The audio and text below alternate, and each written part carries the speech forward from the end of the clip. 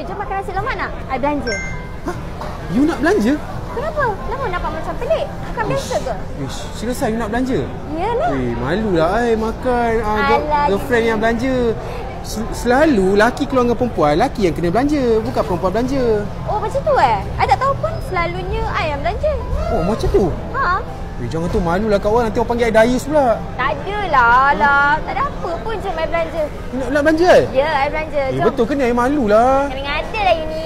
Betul ke nak belanja? You dah selalu belanja I. Tak apalah. Lagipun You keluar dengan I, you belanja I makan, you belanja I minyak, you belanja I toy, you belanja I karot, you belanja I wayang, you belanja I handbag, you belanja I perfume. Semua you belanja, dah tu bila I nak belanja you? alah nanti tak apa. Nanti tu bila? Nanti I tengah tak ada duit, belanja lah I pula. Masa bila you tak ada duit? 2 hari banyak duit. Tak apa. Alah, I segan lah. Kan. I kan sayang you. Sayang I betul? Ya, sayang. Jom kita tengoklah selamat. Betul nak belanja ni? Ya. Betul nak belanja? Tanya lagi sekali siap okey. Jom. Nak belanja Sayang cepat order. Apa yang you nak? I boleh order Betul nak belanja ni? Ya. Betul belanja? Betul. Bang.